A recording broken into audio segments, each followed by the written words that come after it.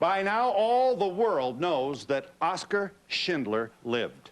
A movie, perhaps the most talked about movie of our time, has certainly brought the reality of his life to millions of people around the world, thanks to Steven Spielberg. Here are guests who were actually on Schindler's List. Saul Erbach. Saul, if you're 67 now, you'd have been, were you a teenager on the list? 15 years old when I started working for Oskar Schindler. You were in the ghetto in Poland. No, this was prior to, the ghetto was in existence, that's correct, but this was walking out of the ghetto to his workplace in 1942. So you were standing there one day and someone said, "Come with me"? The SS said so. The SS guards drove into the ghetto, picked up 100 people at random, and I was one of the 100 people. And the other members of your family at that time? The other members of the family were at the ghetto.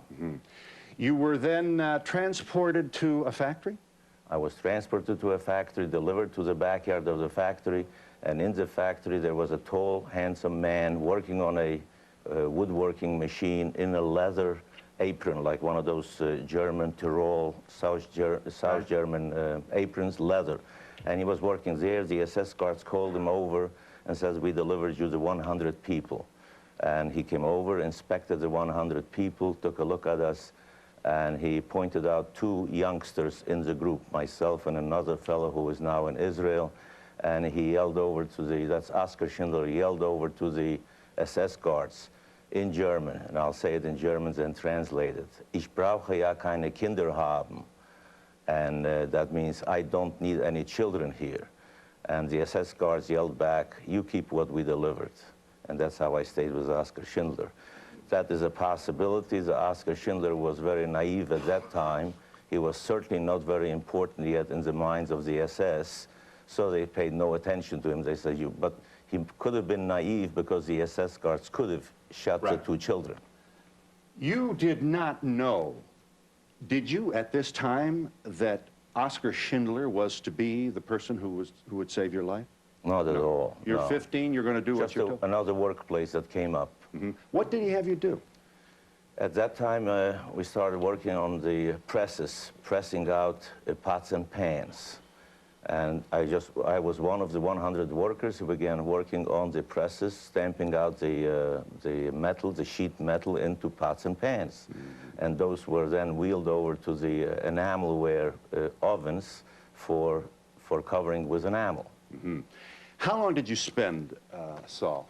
How long were you there in the factory? In that factory, I never left the Schindler employment since October or September of 1942 till the liberation of 1945, except for the time when Schindler was losing control over his 1,000 Jews.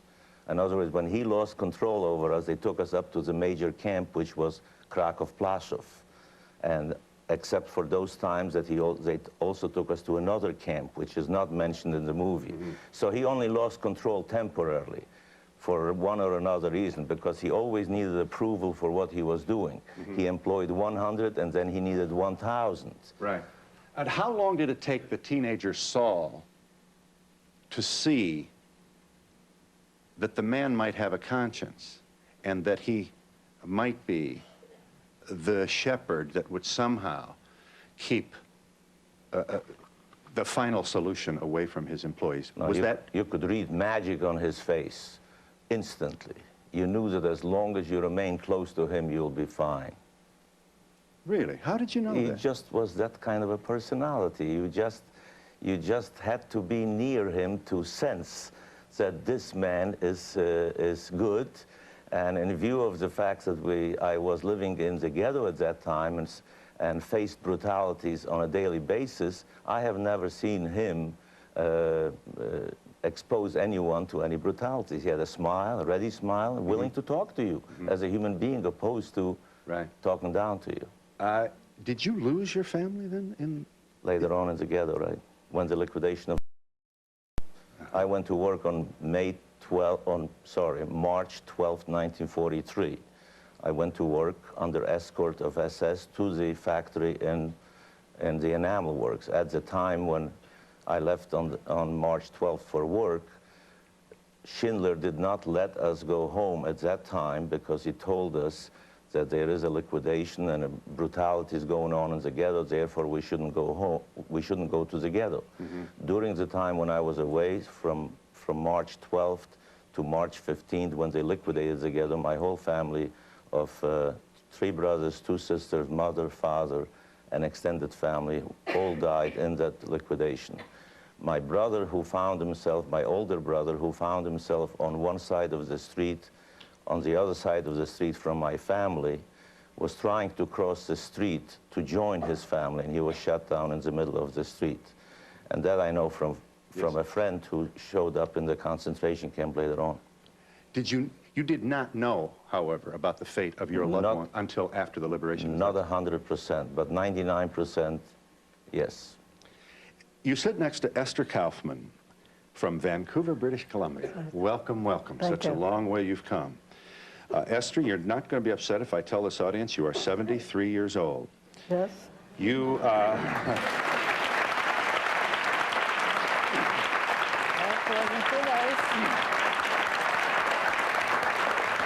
That wasn't too nice. we won't patronize. We don't do that here. I didn't give the permission to say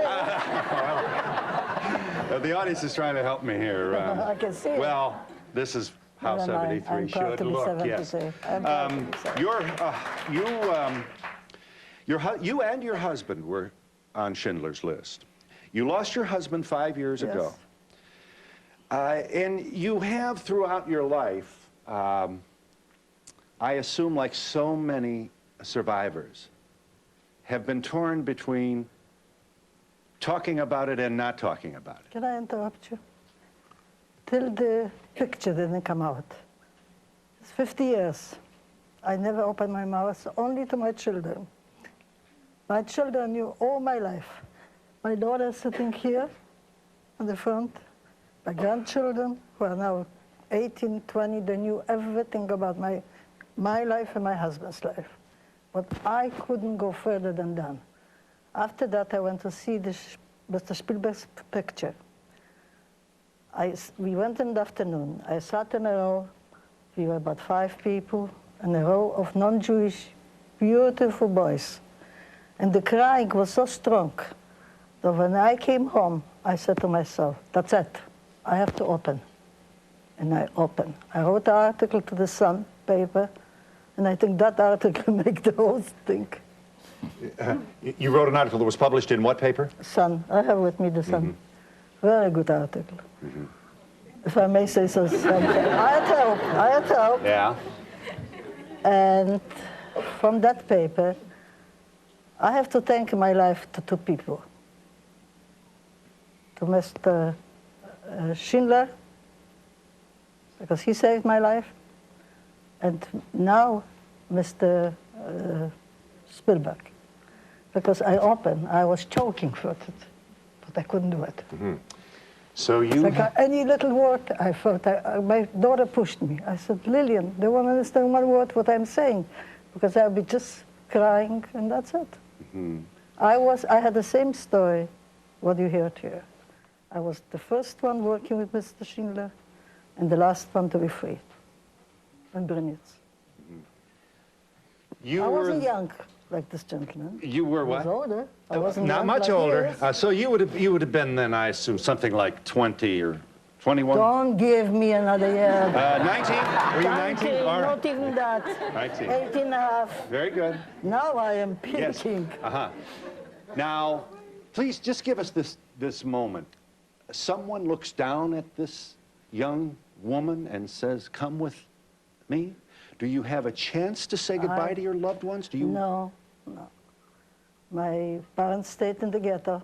When I came back after to look for them, they're all gone. They're all gone to the oven. Yeah. This guy drank?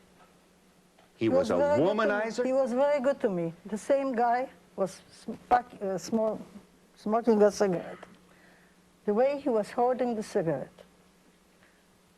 Half was on the floor, half was in his mouth. I came from a very good home, a religious Jewish home. I never seen a cigarette. But that cigarette, I picked it up and I started to smoke. And I was smoking for years. And Yad Vashem, after the war. At the museum in Jerusalem. Yes. Yes. I was with my husband, and he went one side, I went one side. He was crying after his parents, I was crying after my parents.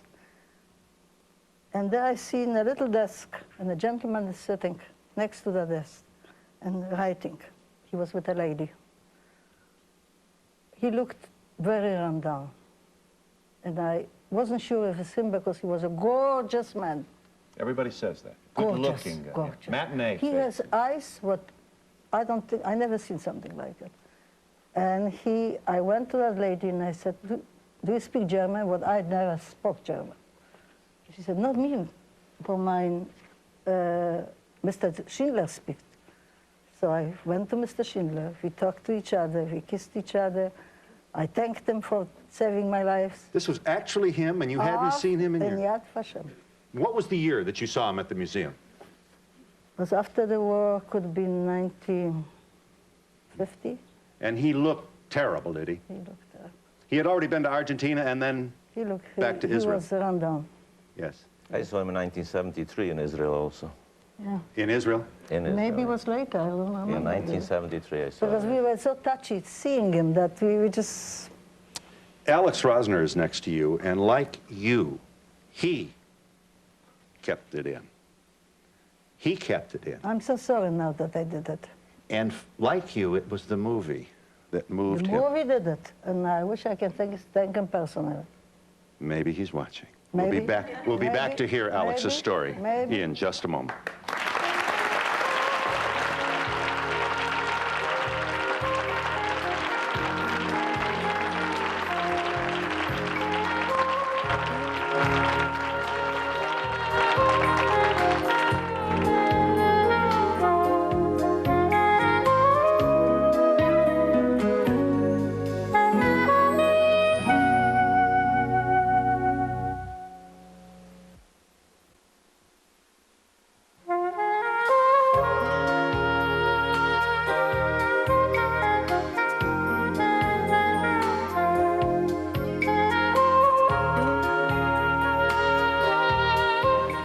Alex Rosner is 59 as Story in New York, so we should not be surprised that your memory of this would be somewhat not as vivid, perhaps, as a 15 or a 19-year-old. You were how old when... Between the ages of 5 and 10. Oh. And you believe it, your father was a violinist? Yes. And so there was a certain power with... Yes, there was. And so you feel that it was his stature in the community, or... It was and why his- would Schindler care? Why would the Jews care? Why would the Nazis care? Because they like music. And so that you feel that that connection allowed you to want... And what in the world would a 5-year-old do at a pot and pan factory? Or an ammunition factory? Yeah. My father and I were only there a short time. My mother came later, but we were there a short time because the children, there were about 11 of us, we were kicked out of that place where Oskar Schindler was, and we were sent to Auschwitz from there. And then from Auschwitz, we went to Dachau, and we were liberated by the American army from Dachau. Whereas the rest of these people stayed in Brindlitz with Schindler till the end of the war. Mm-hmm. So it was just a fate, a trick, that he was away that time and someone came and kicked us out, so we couldn't stay. But my mother was there the entire time, and he saved her life. You went to college in the States? Yes. And graduated in 1957? That's right. Yes. My year, a very good year. And Schindler came to your graduation? Yes, he came to the party that my parents threw at my house. He gave me a watch. Obviously, by invitation. You've been waiting for this movie a long time. Yes. You knew of this man's heroism and what he meant to at least 12 or 1,300 people, and we have now 6,000 descendants of the Jews on Schindler's List who are alive today because of this man. That's right. So you called him and you said, "I'm graduating, coming." No, I think he was, I don't think he specifically came to the United States to come to my party. I think that he was traveling. Yeah, nevertheless, well. But he was in the area, and I think that he stayed at my parents' house when he came to the United States occasionally. And it was just one of those things, and it was very nice to have him there. Mm-hmm. When the book came out, Keneally's book came out in early 80s. Right. You must have devoured it. Did you, or did you? No. No. No, I had made a, you might say, instinctive choice at the end of the war to just turn my back on it. I didn't think it was good for anyone. It wasn't good for me, and it wasn't good for anyone who I spoke to. At least I didn't seem to enjoy it. So I just stopped talking about it and except to answer questions. If anybody had questions, my sons, my family, I spoke to. But other than that, there was just no identification with it at all. I was perfectly willing to let it go like that. Memory just has a way of falling away and dying. Not that we can forget. But I felt that, and I still do, I feel that if you go back in time, you're actually feeding the devil, and you're giving consciousness to things that best be passed away, because that which happened, the events themselves are unimportant. It's only the lessons from the events that need to be learned. Either we learned the lessons or we haven't. If we haven't learned the lessons by now, the events are useless. And whatever lessons we learn, the events are useless also. So I don't see any benefit in really going back, except in gratitude to Schindler, which this is about. And to me, the movie was in praise, and in praise I speak. But how do we commit to never again if we don't go back?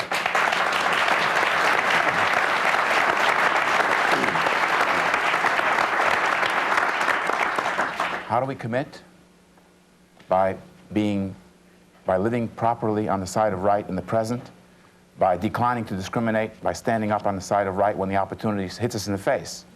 And that's what he did. He was an ordinary man, and he, when the opportunity came up for one reason or another, at some time in his life, he stood up and he did something good. And that's what we have to do.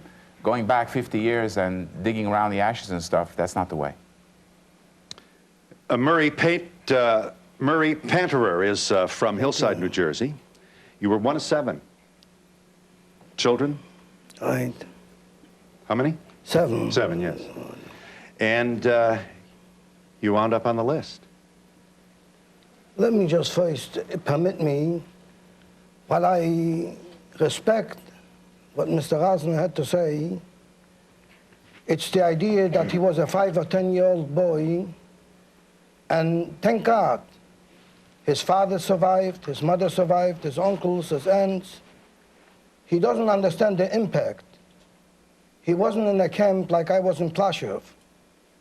And when you saw the movie, you saw in the movie that they took people every day to be killed on the Khoyova Gurka, on that mountain.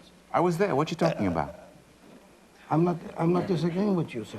But I was there just like you were. I was there just like you. I was just younger, that's all. But let me give my opinion. I'm entitled to my opinion. Yeah.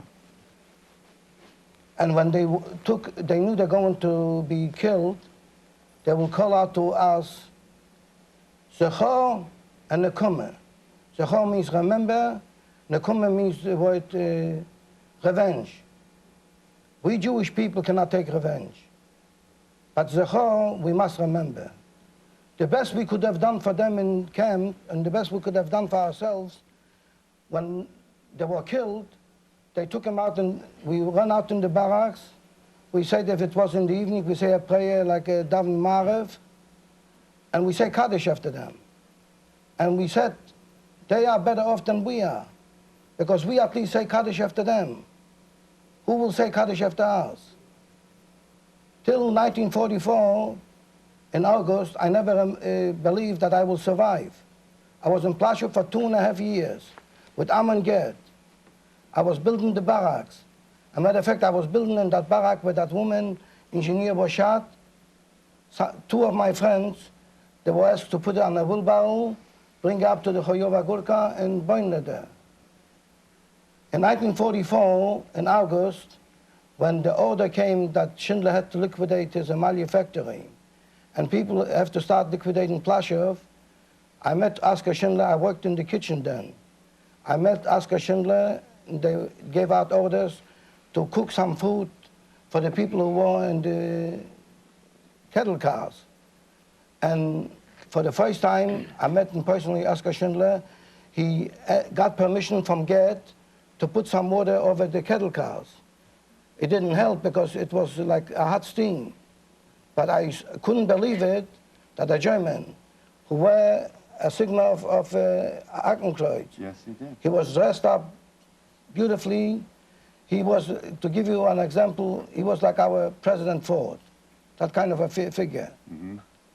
And he said to us, mach schnell, make a little faster, because the people need water. And in October of 1944, I was taken from Plaszow into Groß-Rosen. And Groß-Rosen was a camp that you didn't work there. It was a transit camp. They hold you in that camp for 5 days. And there was no bed there to sleep. We sat on the floor in crutches. We were examined by a doctor, and we got a number put down on us, a marker. After 5 days, if they didn't call you out, you were exterminated. After 3 days, there were rumors that Oskar Schindler came in, or Oskar Schindler sent a list. Here's the list. A list of over 800 men. And after 200 names, they called out the name Pentira Moses. That's you or your family? That's me. Yeah. I got you. There you are. And they wrote down sheet metal worker. I was a 14-year-old kid when the war broke out. I was then 19 years old because it was already 1944. And you're... I went to school. I never had a trade. Until this day, I don't know who put me on that list, why I'm on that list, and who put me down as a sheet metal worker. Somebody lied so I can be saved. Now that I'm saved, it's my obligation from day one to tell the story, and like you say, never again. And in a moment, we'll talk with the rabbi from the Simon Wiesenthal Center when we come back in just a moment.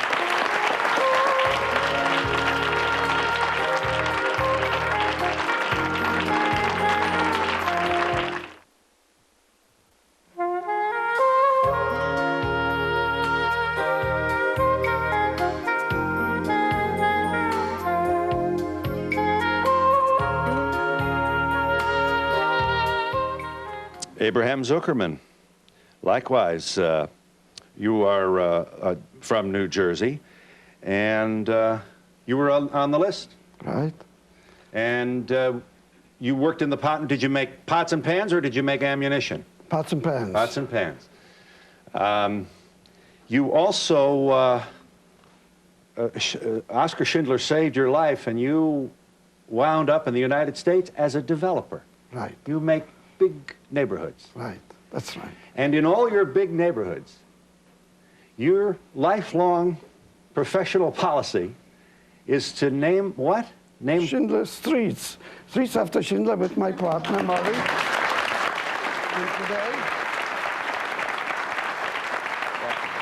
And today there are 20 streets in the state of New Jersey. 20 streets. Well, excuse me for a minute. Yeah. We are partners. Partners. We know each other for 60 years. I came to the United States in 1949. Yeah. And in 1950 we incorporated, me and Murray and his two uncles. Yeah. And in 1952 we put the first street in for Mr. Schindler in South Playfield. You, Murray. Yes. Yes. And that was only not to forget the person. We didn't even know where Oskar was. We met Oskar after liberation, and then we lost him. And in 1957 was the first time when he came. I think he came to the Rosner family, and I went to the airport to greet him. And Rabbi Levertov was at that time greeting him too at the airport, you know, with a nice long beard. And we never forgot Oskar.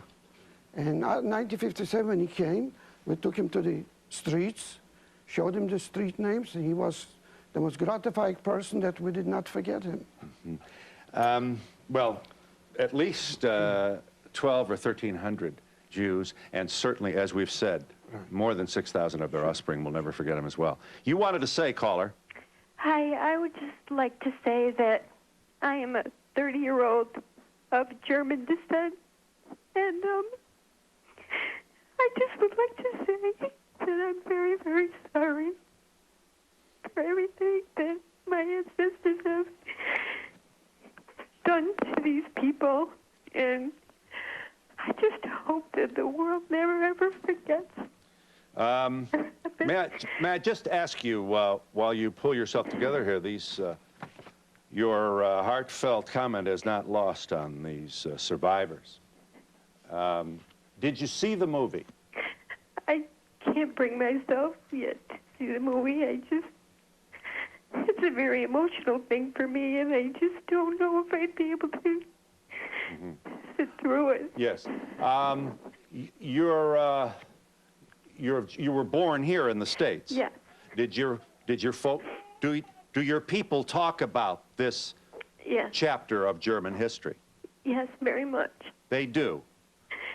And they talk about it with remorse. Very much. And as you know, there are people out there who feel that the sins of the father are the father's. You should bear no responsibility for them. It just seems like these people have been going through this for thousands of years, and I just don't understand why people just cannot let them have their own beliefs and live their lives. Esther, what are your thoughts as you listen to this very emotionally troubled young woman? I believe her that she's emotional, because that wasn't her fault. Her parents are guilty. Yes. So, I have just interviewed with a young reporter from Germany, and she told me, before I gave her the interview, she's told me that she went through the whole process of education, and she understands what went on, and she certainly is our friend. And she also said that education about the Holocaust in Germany today, and she now lives in this country as a reporter and all that education about the Holocaust in her country, she claims, is much better than it is in the United States. So she has done some investigation on that project, and she said that in Germany they're teaching it more factually than they did years ago. and as a visitor to Dachau, I can, one of the, as I walked through, in addition to all the horrible feelings and the recognition of what happened there, I confess to having said to myself, how much pressure did it take for the Germans to accommodate this museum? How many powerful Germans would want to blow this museum, this memory up? And they haven't. It is there, and it is visited by thousands of people every year. Of course, it took 50 years to accomplish it. I mean, there were many occasions where they didn't make a move in that direction. Evidently, they might be doing it now. Mm-hmm. This German reporter certainly said that this is something new that is happening, the education about the Holocaust. Mm-hmm. I want us all to talk with Rabbi Heyer of the Wiesenthal Institute, and we'll do that in just a moment.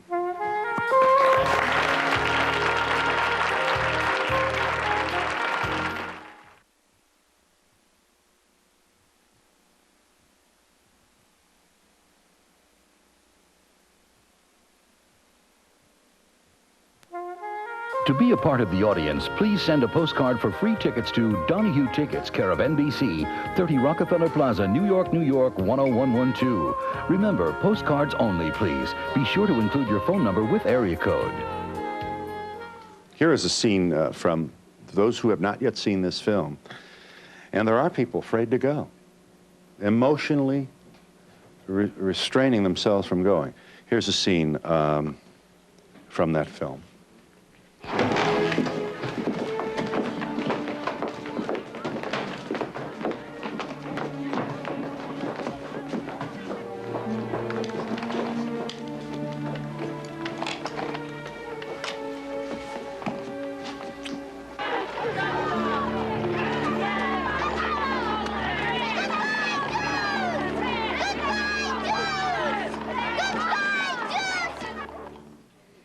The child is saying, "Goodbye, Jews, goodbye."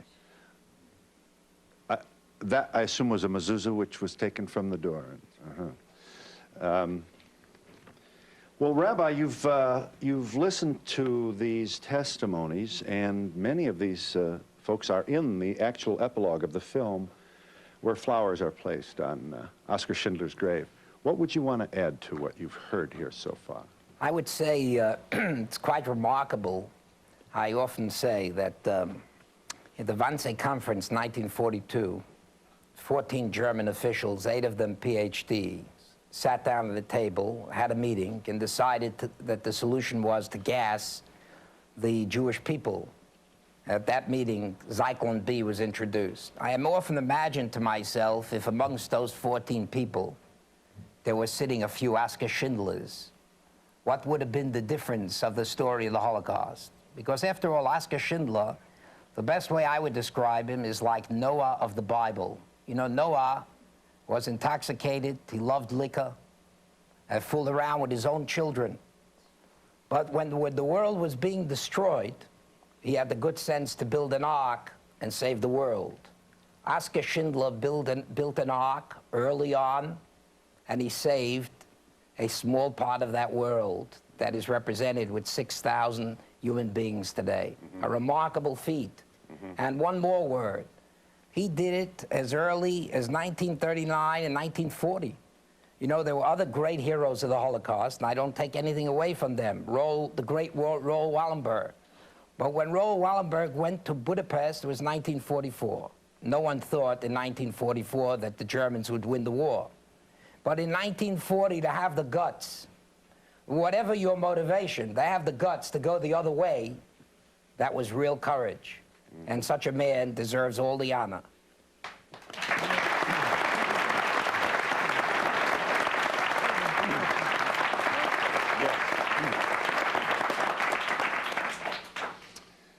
You apparently are familiar with an incident, I believe, in Los Angeles, in which students, high school students, snickered throughout the film to the point where the film was stopped. Is this true? That's correct, in Oakland, California.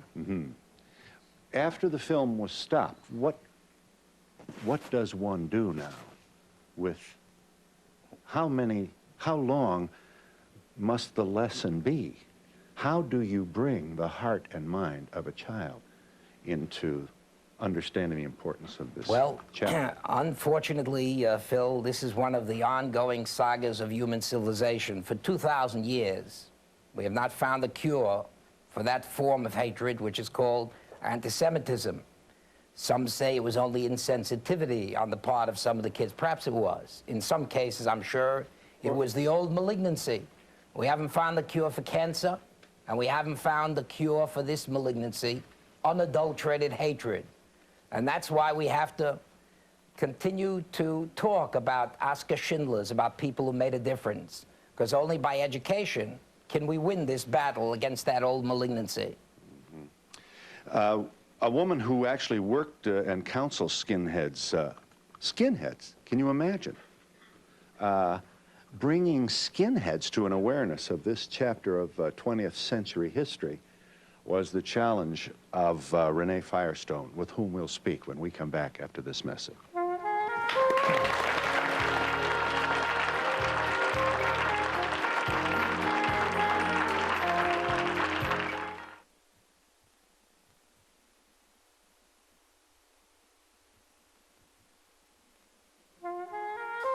For a transcript of Donahue, send $3 to Journal Graphics, 1535 Grant Street, Denver, Colorado, 80203, or call 303-831-9000. To order a video cassette for only $24.95, just call 1-800-FOR-VIDEO.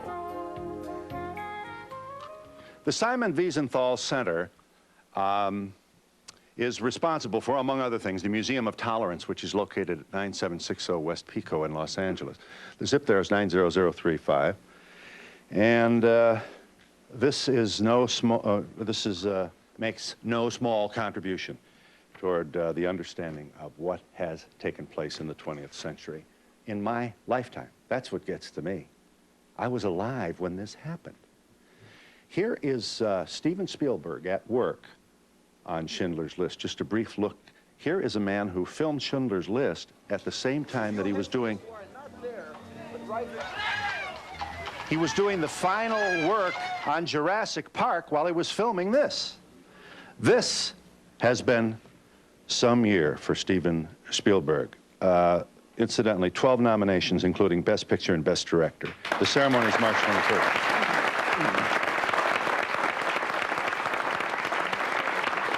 Now, Renee, did you actually meet these young people who... Yes.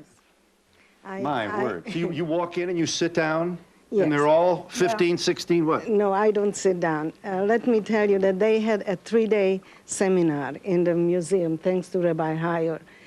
One of in the court, actually, Right. gave them a choice to go through this experience. And they met the skinheads. By the way, they call themselves the Fourth Reich skinheads. And they met with the rabbi and with the preacher or minister who they were going to execute, who they were going to bomb, and had a seminar with them. This was an AME church that was, was targeted. Yes. In South LA. But let me first tell you one thing. Most of us survivors, and I'm a survivor of Auschwitz, not as fortunate as the Schindler's people, most of us hope that out of this tragedy something positive can come.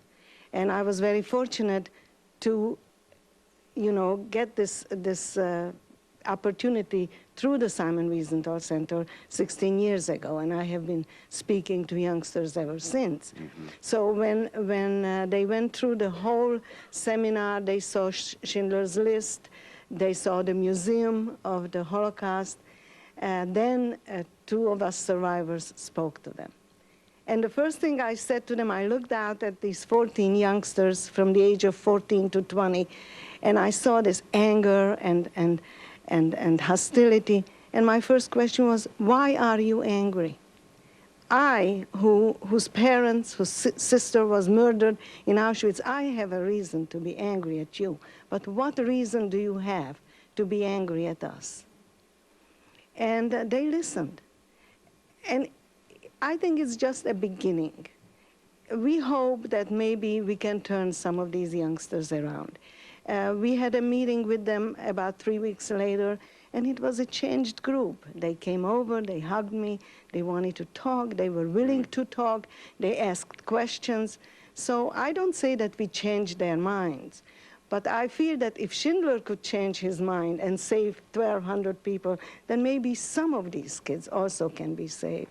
Now, the Museum of Tolerance, which is sponsored by the Simon Wiesenthal Center, it includes materials that are not only historical recountings of the moment, but films as well. Well, that's really what the Museum of Tolerance is. First, we show the black experience, the American black experience, and we have a film on the 20th century genocide, you know, which is, unfortunately, the Holocaust wasn't the only one.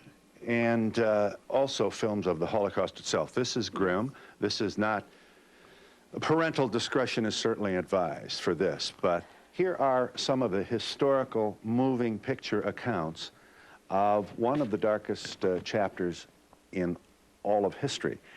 And those who lost loved ones in the Holocaust are to be understood for the rage they feel against those who would deny the reality of these atrocities.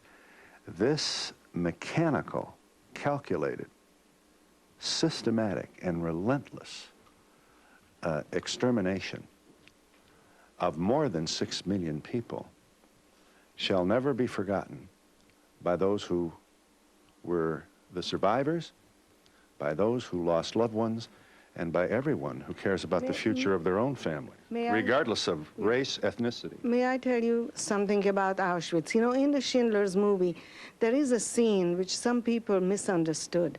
There's a scene where the 200 women who were brought to Auschwitz were taken into the showers. Right. Well, what they don't know, that the shower room was a gas chamber, and that whenever we went through that room, we never knew whether we were going to come out alive or we're going to take a shower. And that was the horror of it, that from one moment to the next, you never knew whether you're going to be alive or not. When we lined up in the morning, we didn't know that we'll be still there for the lineup in the afternoon. And in Auschwitz, it was a little different than what they experienced in Plaszow. I was there. Because in Auschwitz, it was a daily thing where Mengele came around selecting every single day. Yes. Still, one thing I'll should give be you a known. chance to make your point uninterrupted when we come back in just a moment. Thank you. Thank you, Renee.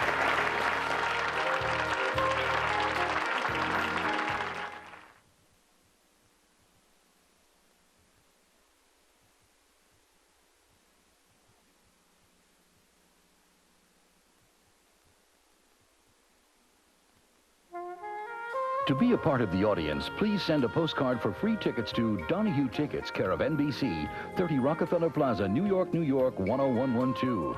Remember, postcards only, please. Be sure to include your phone number with area code. Yes, ma'am. My mother and father both are survivors of the war, and I think there are no better educators than yourselves and people like them. And we wish you continued good work. Yes, ma'am. Yes. I'd like to say in response to the phone caller and anyone who might be afraid to see the movie, it's important to see because people like Oskar Schindler made a decision to do the right thing, and that's a hero, and that's a positive thing. Yes, it is. Yes. In 1972, I met Oskar Schindler. He came to my parents' house, that's my father, for their 25th wedding anniversary, and a day doesn't go by that I don't thank God for him. As child of survivors, we'd like to please, everyone, educate your children against anti-Semitism, hate of all kind. There's no place for it in anyone's life, in anyone's heart. There's been too much destruction. Please, please teach your children. Yes. Was the brutality depicted in the film realistic? Was it more brutal than it was depicted, or what was the truth? Try that, Saul.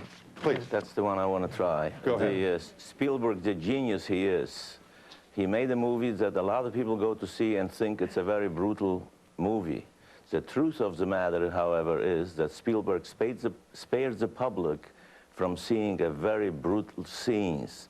They were much more brutal. There were hangings going on daily, where all the inmates had to witness that. There were burials of thousands of people into open ditches, and those that were alive had to think that our families are being brought into these ditches and dumped there. I think it's important for all children at any age to see the movie because we're the people who have to be educated because we have to pass it on to the children from the future generations. We certainly do. Yes, yes, ma'am. Did Schindler start out wanting to save the Jews? Did he start out wanting to save the Jews? Rabbi? Well, no. I would say that Oskar Schindler, you know, when he started out, he may have had motivations of making money, but he very quickly turned that into humanity when he confronted the horror before him. And not a few reviewers have made the point that Oskar Schindler's flawed personality enhances the power of the film. I want you to make a point. I don't want you mad at me or the rabbi either. And I'm going to give you a chance. I have to break here. The music means I must break. Thank you for your understanding. We'll be back in just a moment.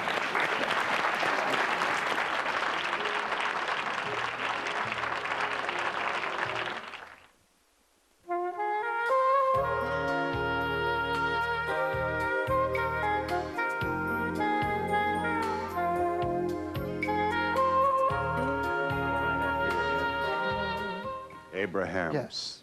Yes. Well, the people wanted to know why he did it. There's really no answer to it. The only answer is that he was an angel that came from heaven. Yeah. Period. But I'm instructed. Yeah. Yes, ma'am. In connection with what was being said before, Schindler, as I understand it, was an amoral profiteer Nazi to begin with.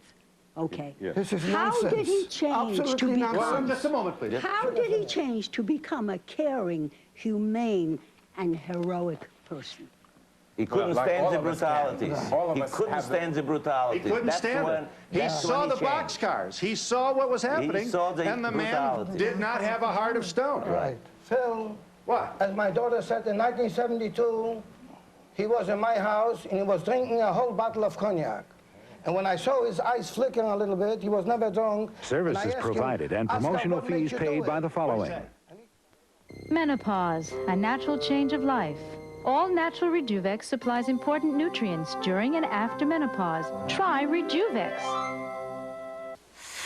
Canker sores are torture. New Sensiguard stops the pain fast and stops it for hours. New Sensiguard stays on guard against canker sore pain. Guest accommodations provided by the Hotel Maclo. Experience style and sophistication for business or leisure. The New York Times says the interiors are among the city's most impressive. For reservations, call 1-800-MACK-LOW.